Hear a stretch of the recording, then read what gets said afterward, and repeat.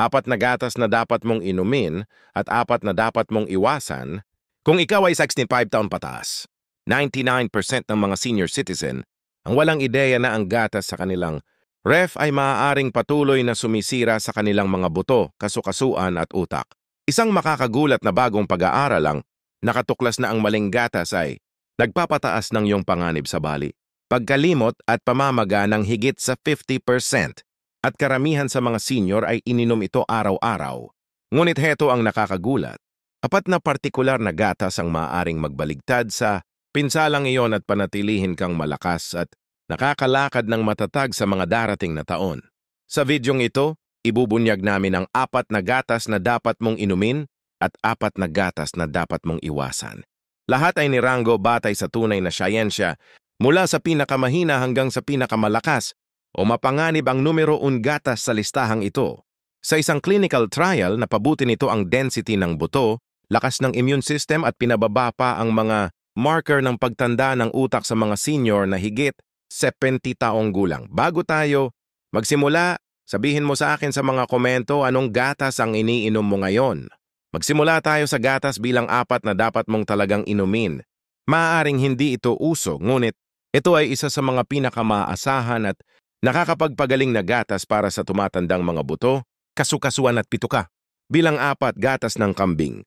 Ang gatas ng kambing ay hindi gaanong sikat kumpara sa gatas ng baka sa karamihan ng mga tahanan. Ngunit para sa mga senior na higit 65 taong gulang, maaari itong maging isa sa mga pinakaimportanteng palitan na iyong gagawin. Ang gatas ng kambing ay naglalaman ng ibang istruktura ng kaysa sa gatas ng baka na ginagawa. Itong mas madaling tunawin para sa mga nakatanda lalo na sa mga may kabag, acid reflux o bayayat na sensitivity sa pagkain na kadalasang lumalabas habang tumatanda.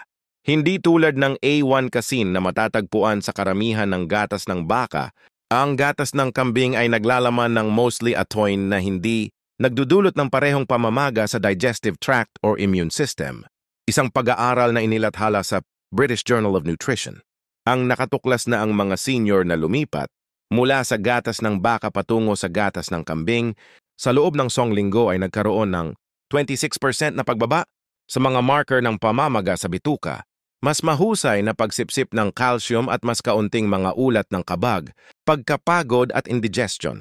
Ang gatas ng kambing ay naturally mas mataas sa medium-chain fatty acids na mas madaling i-convert sa enerhiya na tumutulong sa pagpapanatili ng kalamnan at pang-araw-araw na lakas habang bumubagal ang metabolismo sa pagtanda. Ang nagpapatingkad sa gatas ng kambing para sa mga nakatanda ay kung gaano ito kahusay sumuporta sa kalusugan ng buto at immunity. Ito ay mataas sa calcium, phosphorus at zinc, mga nutrisyong mahalaga para mapanatili ang density ng buto at maiwasan ang bali. Ngunit higit para yan, naglalaman ito ng bioavailable selenium, isang mineral na kulang sa maraming senior. Ang selenium ay sumusuporta sa thyroid function at immune response na parehong nakakaapekto sa mobility, mood at resistensya sa sakit sa pagtanda. Upang masulit ang gatas ng kambing, pumili ng pastid na full fat na walang idinagdag na asukal o pampalasa. Iwasan ang mga ultra-pasteurized na uri na pinainit sa sobrang temperatura at maaaring makasira sa ilan sa mga beneficial compound ng gatas. Kung mas gusto mo itong mainit, painitin ito ng dahan-dahan at samahan ng cinnamon o turmeric para sa dagdag na anti-inflammatory na benepisyo. Ang iba ay gusto itong gawing base para sa smoothies, oatmeal o ibuhos sa granola na gawa sa mababang glycemic brains, tulad ng backwat o millet. Ang gatas ng kambing ay maaaring hindi ganong napapansin kumpara sa mga plant-based na alternative o mga brand ng gatas sa supermarket. Ngunit pagdating sa pagtunaw, pagsipsip mang mineral at pagpreserba ng lakas ng buto at kalamnan sa pagtanda, ito ay isa sa mga pinaka-underrated na gamit may ang mga senior. Numero 3, unsweetened almond milk na may calcium fortification. Maaaring mukhang isa lang itong plant-based trend ang almond milk.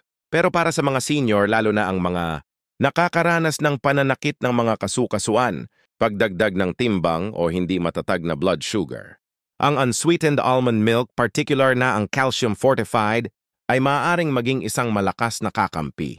Ang nagpapaging perpekto ng almond milk para sa mga tumatandang katawan ay ang kanyang anti-inflammatory na katangian kasabay ng napakababang carbohydrate content. Ibig sabihin, hindi ito magpapataas ng iyong insulina, magpapabloated ng iyong tiyan o magbibigay ng pasanin sa iyong sistema ng mga hindi kailangang calorie. Magaan ito, malinis at kapag na-fortify ng tama, nagbibigay ito ng kasing dami ng calcium na galing sa gatas ng baka na walang mga inflammatory proteins at saturated fats. Sa isang 2021 na pag-aaral mula sa Nutrition and Clinical Practice, ang mga matatandang pumalit sa tradisyonal na gatas ng baka ng calcium, fortified na almond milk ay nakaranas ng 32% na pagbawas sa paninigas ng mga kasukasuan at makabuluhang kag-improve sa stability ng blood sugar pagkatapos lamang ng tepperlinggo. Itinuro ng mga mananaliksik na dahil ang almond milk ay walang lactose, walang kasin at halos walang asukal. Pinahintulutan nito ang mga kalahok na may mga metabolic issue na masipsip ang calcium at magnesium nang hindi nagtitrigger ng pamamaga o pagtaas ng insulina. Ngunit hindi lahat ng almond milk ay pare-pareho. Karamihan sa mga komersyal na almond milk ay puno ng asukal, thickeners at artificial na pampalasa. Ang mga additives na ito ay maaaring magpawalang bisa sa mga anti-inflammatory na benepisyo. Ang gusto mo ay unsweetened almond milk na fortified ng calcium, vitamin D at mas mainam kung may magnesium. Ang tatlong nutrients na ito ay nagtutulungan upang mapanatili ang lakas ng buto, suportahan ang muscle contractions at panatilihin ang maayos na paggana ng iyong mga nerbyo. Partikular na mahalaga para sa mga senior na nakakaranas ng panginginig, pulikat o problema sa balanse, ang almond milk ay mayaman din sa vitamin E, isang fat-soluble antioxidant na ipinakitang nakakabawas ng oxidative stress sa mga tumatandang tissue at sumusuporta sa brain function. Sa isang pagsubok mula sa Journal of Nutritional Biochemistry, ang mga senior na may mas mataas na vitamin intake ay may mas mabagal na pagbagsak ng cognitive function at mas mahusay na memory. Retention na nagpapahiwatig ng isang malinaw na ugnayan sa pagitan ng nutrient na ito at pang matagalang mental kalinawan. At dahil ang almond milk ay madalas inumin na malamig o ihalo sa smoothies, ang vitamin E ay nananatiling stable at epektibo. Para mas maximize ang benepisyo, idagdag ang unsweetened almond milk sa mga smoothies na may mga anti-inflammatory na prutas tulad ng blueberries o isang kutsaritang ground flaxseed. Para sa karagdagang suporta ng omega-3, gawin itong base para sa chia pudding o ibuhos ito sa oatmeal na gawa sa steel-cut oats para sa isang mababa sa asukal at gut-friendly na almusal. Ang mga senior na may arthritis, diabetes or chronic inflammation ay maaaring lalong makinabang sa pagpalit sa almond milk bilang pangaraw-araw na gawain. Para sa mga nagtatangkang bawasan ng dairy o pagbutihin ang nutrient absorption ng walang iritasyon sa tiyan, ang almond milk ay nagwaalok ng isang mababa risk, mataas na benepisyong solusyon na sumusuporta sa mga buto, kasukasuan at sirkulasyon nang hindi pinahihirapan ang digestive system. Ito ay hindi lamang pamalit sa gatas. Ito ay isang functional food para sa pangmatagalang mobility at mental na katalinuhan. Numero 2, KF. Ang kefir ay hindi lang ordinaryong gatas. Ito ay isang mabuhay na powerhouse na pinasimulan ng lebadura na maaaring magpabago ng kalusugan ng bituka, paggana ng kalamnan, at densidad ng buto sa mga nakatatanda.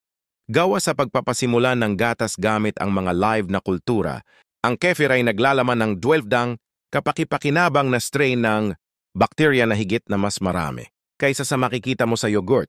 At pagkatapos ng edad 65, kapang humina na ang iyong immune system at bumaba ang kahusayan ng iyong pagtunaw, ang mga probiotic na ito ay maaaring maging pagbabago sa paghina ng lakas at patuloy na mobility. Isang pag-aaral noong 2020 sa Frontiers in Aging Neuroscience ay nagsiwalat na ang mga nakatatanda na uminom ng kefir araw-araw sa loob ng 12 linggo ay nagpakita ng 33% na pag-improve sa diversity ng gut microbiome, 25% na pagtaas sa pagsipsip ng vitamin D at kapansin-pansin pag-unlad sa koordinasyon ng kalamnan at katatagan sa paglakad. Nabanggit ng mga mananaliksik na ang mga live na bakterya ng FIR ay nakatulong na mag-regulate ng mga inflammatory cytokines.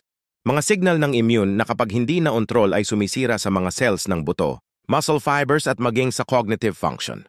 Sa madaling salita, pinapatahan ng kefir ang pamamaga na pumapasa sa iyo kakayahang gumalaw. Ngunit nagbibigay din ng kefir ng mga pangunahing nutrisyon karamihan sa mga nakatatanda ay kulang calcium, vitamin K2, phosphorus at magnesium. Lahat ay nasa mataas na bioavailable na anyo. Hindi tulad ng karaniwang gatas, ang proseso ng pagpapasimulan ng kefir ay naunang natunaw na ang malaking bahagi ng lactose atin na ginagawang itong mas madaling masipsip. Ang mga mineral ng hindi nagdudulot ng kabag o mga issue sa pagtunaw at ang presensya ng vitamin K2 ay napakahalaga. Doong nagsasabi sa calcium kung saan ito pupunta sa katawan. Kung wala ito, maaaring maipon ang calcium sa mga arterya sa halip na sa mga buto na nagpapataas ng iyong panganib sa sakit sa puso habang pinahihina ang iyong kalansay. Isang clinical trial na inilathala sa Journal of Nutrition, Health and Aging ay nakatuklas na ang mga babaeng post-menopausal na nagdagdag ng kefir sa kanilang pangaraw-araw na dieta ay may 45% na mas mabagal na rate ng pagkalagas ng buto sa gulugod at makabuluhang pag-improve sa lakas ng femur kumpara sa isang control group. Ito ay lalong relevant para sa mga nakatatanda dahil ang bali sa balakang hip fracture ay isa sa mga pangunahing sanhi ng paggawa ng mobility at pagpapaospital pagkatapos ng edad 65. Upang masulit ang benepisyo ng kefir, pumili ng unsweetened na uri na gawa sa whole milk at tingnan na may active life na kultura na nakalista sa label. Uminom ng isang maliit na baso araw-araw kasabay ng isang pagkain upang suportahan ang pagtunaw o i-blend ito sa mga smoothie na may mga prutas na mayaman sa fiber tulad ng kiwi o blackberry upang palakasin ang nourishment sa gut flora. Maaari mo ring ibuhos ang kefir sa mga oats o ihalo ito sa chia seeds para sa isang nutrient-dense na agahan na magpapalakas ng enerhiya at balanse sa buong araw. Kung nanonood ka pa rin ng video na ito at nakakatulong sa iyo ang mga impormasyong ito, paki-comment ng numero 2 sa ibaba para malaman kung nandito ka. At kung hindi ka pa nakasubscribe, inire-recommend akong mag-subscribe ka at i-on ang bell notification para hindi mo makaligtaan ang mga susunod na videos.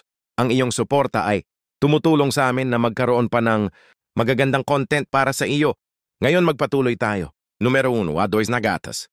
Mukhang ordinaryong gatas ng baka ang A2. Na gatas ngunit sa ilalim ng ibabaw ito ay isang bagay na ganap na naiiba at mas ligtas para sa mga senior. Ang tradisyonal na gatas ng baka ay naglalaman ng isang protina na tinatawag na A1 betatin na naiugnay sa pamamaga, pananakit ng tiyan at mga biglaang atake ng autoimmune sa mga matatanda. Ang A2 na gatas naman ay naglalaman lamang ng A2 betasin, isang protinaang mas madaling tunawin ng iyong katawan at mas nagdudulot ng mas kaunting pamamaga. Ang parang maliit na pagkakaibang itwati marin magkaroon ng malaking epekto pagkalipas ng edad na 65 kung kailan humihina ang lining ng iyong bituka, sumasakit ang iyong mga kasukasuan, at ang iyong mga buto ay nagsisimay ng magmanipis ng mas mabilis kaysa sa muling pagbuo nito.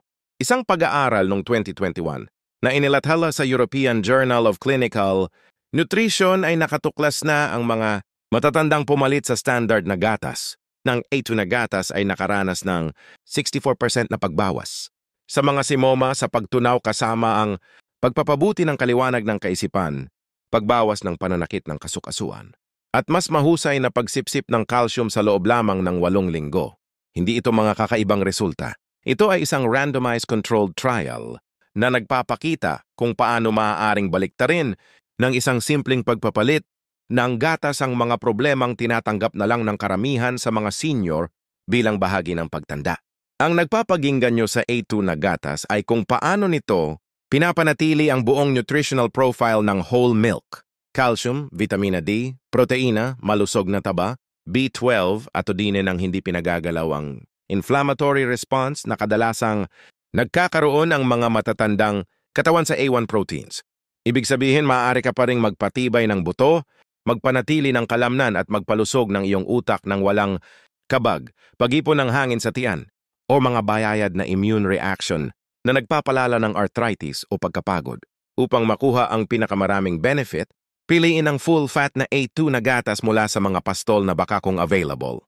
Ang fat content ay tumutulong upang masipsip ang mga fat-soluble na nutrient tulad ng vitamina D at K2 na parehong mahalaga para sa pagdala ng calcium at proteksyon ng kasukasuan.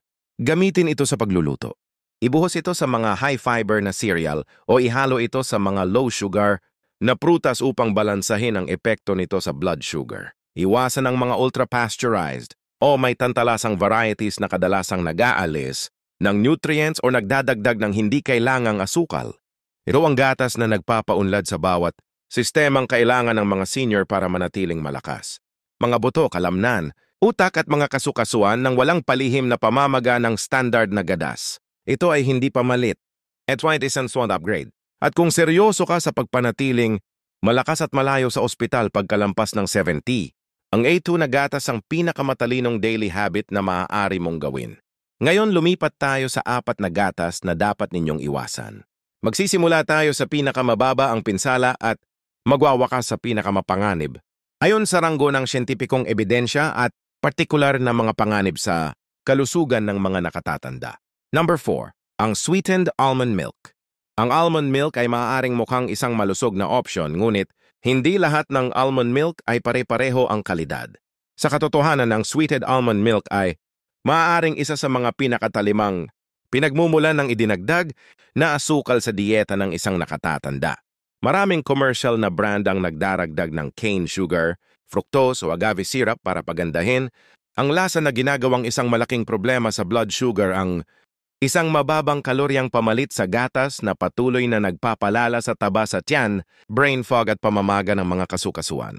Isang pag-aaral noong 2022 sa Journal of Endocrinology and Aging ang nakatuklay na ang mga nakatatandang umiinom ng sweet, non-dairy milks may 39%, na mas mataas na panganib ng insulin, resistance at mas malamang na makaranas ng pag-ipon ng taba sa baywang at bigla ang pagbagsak ng enerhiya. Lalong lumalala ang problemang ito para sa mga senior dahil bumababa ang insulin sensitivity pagkatapos ng edad, 60. At ang mga inuming may asukal kahit pa ang mga ito ay mukhang healthy ay nagdudulot ng mas malaking epekto sa metabolismo kumpara sa mga mas bata. Ang sweetened almond milk ay kadalasang nawawalan na ng nutrients habang pinoproseso. Maraming brand ang naglalaman ng mas mababa sa 2% na almendras at ang natitira ay halos filtered water lang, gums, pampakapal at pampatamis. Ibig sabihin, hindi mo nakukuha ang fiber, magnesium o mga benefits ng antioxidant na siyang nagpapalusog sa almendra sa simula pa lang. Sa halip, ang natitira sao ay isang processed product na pumapataas ng blood, sugar at walang ambag sa pagpapalakas ng iyong mga buto, kalamnan o utak. Para sa mga nakatatanda na nga ay may prediabetes, memory loss o paninigas ng mga kasukasuan, ang sweetened almond milk ay maaaring mukhang hindi naman nakakapinsala. Ngunit ito ay palihim na nag-aambag sa mga problemang sinusubukan mong iwasan. Ito ay isang lobo na nakabalod sa balat ng tupa at wala itong lugar sa ref ng isang nakatatanda. Numero 3, o at pinalakas ng nutrients. Ang oat isa sa mga pinakamabilis lumagong plant based na gatas sa merkado at madalas itong itinuturing na pampakalusog sa puso, sustainable at ligtas para sa mga senior. Pero ito ang problema. Karamihan sa oat milk ay hindi pinalakas ng nutrients. Ibig sabihin, kulang ito sa calcium, vitamin D, at mga mahalagang micronutrients na kailangan para suportahan ang mga buto at kalamnan ng mga nakatanda.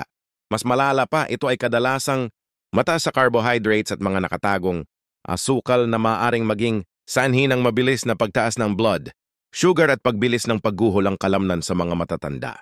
Ayon sa isang pag-aaral, noong 2021 sa Journal of Clinical Nutrition in Aging, ang mga senior na regular na umiinom ng OAT na hindi pinalakas ng nutrients ay may 31% na mas mataas na tsansa ng pagguho, ng bone density at mas malamang na makaranas ng pagkapagod, pananakit ng mga kasukasuan at hindi sinasadyang pagbawas ng timbang.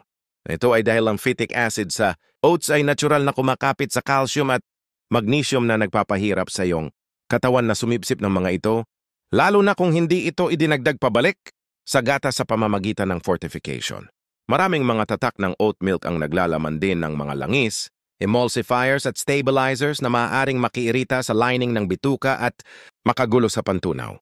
Ang mga senior na may IBS, reflux o mabagal na paglusaw ng kinain ay particular na sensitibo sa mga additives na ito. At ang pagkakatakot, kabag o hindi komportableng pakiramdam na dulot ng mga ito ay maaaring makapigil sa regular na pagkain na nagdudulot ng kakulangan sa nutrisyon at mas mabilis na pagbawas ng kalamnan. Kung gusto mo ng oat milk, laging piliin ang mga version na pinalakas ng calcium at vitamin D. At mas mainam kung walang idinagdag na asukal. Ngunit kung ang label ay hindi nagtala ng kahit 25% ng daily value para sa calcium or vitamin D at ikaw ay higit 65 taong gulang, mas marami itong masamang dulot kaysa mabuti. Hangga't na walang mga mahahalagang nutrient, na ito ay parang umiinom. Kalang ng walang kwentang carbohydrates. At para sa mga senior, ang bawat kagat at higop ay dapat magbigay ng lakas hindi kumuha nito. Pero bago tayo magpatuloy, kung nagustuhan mo ang video na ito, pindutin ang like button at huwag kalimutang mag-subscribe at pindutin ang bell icon para hindi makamiss ng mga videos na tulad nito. Pero bihira naman. Numero 2, lactose-free na gatas na may pampalasa. Ang lactose-free na gatas ay madalas na itinatanghal bilang perpektong solusyon para sa mga senior na may problema sa pantunaw. Ngunit ang lactose-free na gatas na may pampalasa tulad ng tsokolate, vanilla o strawberry ay isang mapanganib na bitag na nagkukubli sa isang digestive-friendly na label. Ang mga gatas na pinalasan ng asukal na ito ay kadalasang puno ng idinagdag na asukal, synthetic na pampalasa at mga mumurahing langis na mas maraming masamang epekto kaysa mabuti. Lalo na para sa mga aging na katawan na nakikipaglaban na sa pamamaga, pagdagdag ng timbang o paghina ng pag-isip.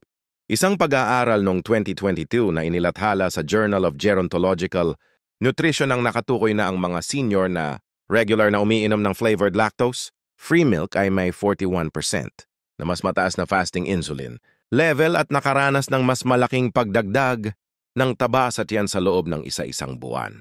Binigyang diin ng mga mananaliksik ang nakatagong nilaman ng asukal bilang pangunahing dahilan ng pagtaas ng metabolic dysfunction sa mga nakatatanda na meron ng nabawasang insulin, sensitivity at mas mabagal na pagproseso ng asukal pagkatapos ng edad 65. Ang flavored lactose free milk ay maaari ding maging isang bangungat para sa mga hormones.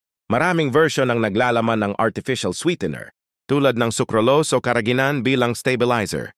Mga additive na naiugnay sa pagkagulo sa gut microbiome, thyroid imbalance at maging paglakas ng pananakit ng mga kasukasuan sa mga sensitibong individual. Ang magatas na tekstura na nagpapaganda sa mga gatas na ito ay kadalasang nakakamit sa pamamagitan ng hydrogenated oil synthetic emulsifiers na nakakasagabal sa fat metabolism at nagpapalala ng cellular inflammation. Para sa mga senior na lactose intolerant, may mas mabubuting pagpipilian. Ang plain unsweetened lactose-free milk ay maaari pa ring magbigay ng calcium at proteina ng walang metabolic na kaguluhan ng mga flavored na variety. Ngunit kung ang label ay nagsasabing tsokolate, vanilla o strawberry at lalo na kung ang asukal ay isa sa unang 3 sangkap, hindi ito nakakatulong sa iyong kalusugan. Sinisira nito. Ang iyong mga buto, utak at blood sugar ay nararapat sa mas mahusay kaysa sa gatas na pinalasan ng asukal na nakatago. Ang mga produktong ito ay nagkukunwaring nilulusot ang isang problema, ngunit tahimik na lumilikha ng 3 pa. Kung ikaw ay higit 65 taong gulang, ang flavored lactose-free milk ay isa sa pinakamabilis na paraan upang mapabilis ang pananakit ng mga kasukasukaan, pagdagdag ng timbang at paghina ng metabolismo at wala itong lugar sa iyong baso. Numero 1, ultra-pasteurized na conventional na gatas ng baka. Uri ng A1. Ito ang gatas na kinalakihan ng karamihan. Ang gatas na matatagpuan pa rin sa milyong-milyong rep hanggang ngayon. Ngunit kung ikaw ay higit 65 taong gulang, ang ultra-iced na conventional na gatas ng baka lalo na ang galing sa mga baka ng uri ng A1 ay hindi lamang luma. Ito ay mapanganib hindi dahil kulang ito sa sustansya, kundi dahil ang paraan ng pagproseso ay nagtutulungan upang magpasimula ng tahimik na pamamaga, magpahina ng mga buto at magpabilis ng pagtanda ng utak sa mga nakatatanda. Magsimula tayo sa karamihan ng komersyal na gatas sa US ay galing sa mga baka na naglalabas ng A1 beta-casein. Isang uri ng protina na ayon sa maraming pag-aaral ay nagdudulot ng pamamagas sa bituka, stress sa immune system at paghina ng pag-iisip lalo na sa mga taong higit 60 taong gulang. Isang clinical na pag-aaral noong 2020 sa American Journal of Clinical Nutrition ang nakatuklas na ang mga nakatatanda na umiinom ng A1 na gatas araw-araw ay may 32% na mas mataas na antas ng mga pro-inflammatory, marker kasabay ng mas mabagal na reaction time at mas matinding pananakit ng kasukasuan kumpara sa mga umiinom ng A2 na gatas. At pagkatapos ay ang pagproseso, ang ultra-pasteurization ay pinapainit ang gatas sa 280 degrees Perks, 138 degrees na sumisira sa maraming kapakipanabang na enzyme at nagbabago sa estruktura ng mga nagpapahirap sa pagtunaw nito. Ito ay lalong nakakasama para sa mga nakatatanda na may mababang asido sa tiyan o mahinang pagtunaw na parehong pangkaraniwan pagkalangpas ng edad 60. Ang resulta, mas maraming kabag, mahinang pagsipsip ng sustansya at tumataas na systemic inflammation na unti-unting sumisira sa iyong mga kasukasuan, buto at paggana ng utak. Ngunit mas humihirap pa ito. Ang gatas na ito ay kadalasang galing sa mga baka na binigyan ng growth hormones, antibiotics at pinagkain ng GMO ng mga butil. Ang lahat ng ito ay maaring mag-iwan ng mga ritual sa tapos na produkto. Sa paglipas ng panahon, ang mga resido na ito ay naipon sa katawan at iniugnay sa mga problema sa hormone, mahinang regulasyon ng calcium at pagkalito ng immune system. Tatlong bagay na hindi kayang tiisin ng isang tumatandang katawan. Ang sistema ng isang nakatatanda ay mas vulnerable na sa mga kawalan ng balanse at ang ganitong uri ng gatas ay maaaring maging isang mabagal ngunit araw-araw na dosis ng stress na iyong iniiwasan. Sa isang malaking observational na pag-aaral mula sa Europa, ang mga nakatatanda na uminom ng maraming conventional na gatas ng baka ay nagkaroon ng mas mataas na rate ng bale, mas mataas na marker ng oxidative stress at mas maikling haba ng telomere, isang kilalang marker ng mabilis na pagtanda. Ipinalagay ng mga mananaliksik na ang mga panganib ay higit sa mga tradisyonal na benepisyo sa buto, lalo na kapag ang gatas ay ultra-pasteurized at galing sa mga baka ng uri ng A1. Kaya bago man ang gatas na ito ay mukhang pamilyar at magpaginhawa ng pakiramdam, ito ay lihim ng nakakasama sa iyo. Bawat baso ay maaaring magdadagdag sa iyong pananakit ng kasukasuhan, nagpapabagal ng iyong pagtunaw at nagpapataas ng iyong panganib ng pagtumba, bali at paghina ng pag-iisip. Kung iniinom mo pa ito pagkalampas ng 65, panahon na para magbago. Dahil ang gatas na ito ay maaaring lihim na sirain ang lahat ng iba pang healthy na gawin na iyong pinagsisikapan na panatilihin. Pangwakas na kaisipan. Kung ikaw ay higit 65 taong gulang, ang pagpili ng gatas ay hindi na isang simpleng desisyon. Ito ay isang araw-araw na pagpapasya na maaaring magpatibay ng iyong mga buto o lihim na magpahina sa mga ito. Maaari itong magpababas ng iyong pananakit ng kasukasuan o magpalala nito. Maaari itong magpalusog ng iyong memorya o unti-unting magpahina nito. Malinaw ang pananaliksik. Yung mga saling gatas ay nagpapalala ng sakit, nagpahina ng mga buto, nagpapataas ng blood sugar at nagpapabilis ng pagtanda. Ngunit ang tamang gatas, pinoprotektahan nito ang iyong mga kasukasuan, nagpapataba ng iyong mga kalamnan, sumusuporta sa iyong bituka at pinapanatiling malakas at mabilis ang iyong utak. Inilabas na namin ang 4 na pinakamakapangyarihang gatas na dapat inumin ng mga nakatanda at ang 4 na hindi mo na dapat muling hawakan. Ang mga ito ay hindi uso lamang. Ang mga ito ay suportado ng klinikal na aghamat na patunayang nakakaapekto sa kung gaano katagal ka mananatiling aktibo, balanse at matalino. Kaya ngayon nasa iyo na ang desisyon. Anong uri ng gatas ang nasa iyong ref ngayon at handa ka na bang magpalit? Ipaalam mo sa amin sa mga komento. Maaari mong matulungan ang iba na muling maging malakas. Kung nagustuhan mo ang video na ito at nakatulong ito sa iyo, mangyaring i-like, mag-subscribe at i-share.